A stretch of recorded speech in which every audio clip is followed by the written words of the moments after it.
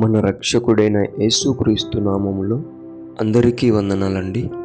ఈరోజు దేవుని మాటలు సామెతలు గ్రంథము 7వ అధ్యాయము 25వ వచనము.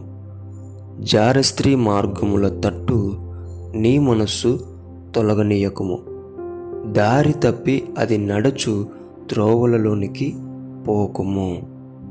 ప్రియమైన దేవుని బిడ్డలారా, జారత్వము జరిగించే స్త్రీ అయినా పురుషుడైన వారి మార్గముల తట్టు తిరిగి మన మనస్సును పాడు చేసుకోకూడదు.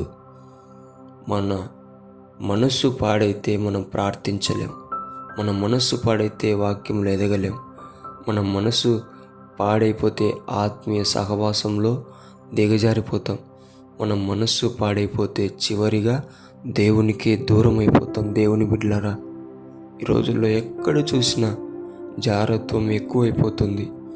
దేవుని బిడ్డలారా, మీరు జాగ్రత్తగా ఉండండి.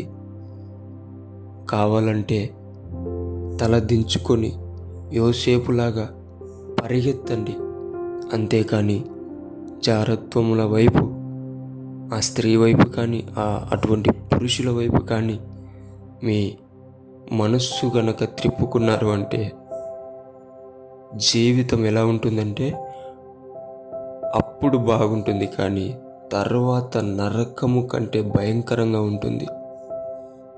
అందుకే దేవుని బిడ్డలారా, దేవుడు చెప్పిన మాట వినండి. జారత్వము జరిగించే స్త్రీ వైపు కానీ పురుషుని వైపు కానీ మీ మనసులు త్రిప్పుకోకుండా అది దారి తప్పిపోయి తిరుగుతుంది. దాని మార్గంలో మనం పడితే మనం ఇబ్బంది పడతాం. అందుకే జాగ్రత్త వహించి యోసేపులాగా పరిగెత్తి మీ జీవితాలను, మీ పరిశుద్ధతను, మీ దేవునితో సహవాసమును కాపాడుకోవాలని దేవుని పేట మనవి చేసుకుంటున్నాను. దేవుడి మాటలను దీవించునుగాక. ప్రార్థిద్దాం. దేవానికి వందనాలైనా, చక్కటి మాటలు మాకు వినిపించావు. మా జీవితం పోగొట్టుకోవద్దు అంటే, మా మనస్సు పాడవద్దు అంటే జారత్వం జరిగించే స్త్రీ వైపు పురుషుని వైపు వారి మార్గం వైపు తిరగద్దని సెలవిచ్చావు ప్రభువా.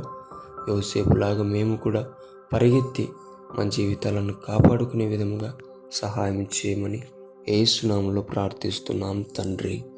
ఆమేన్.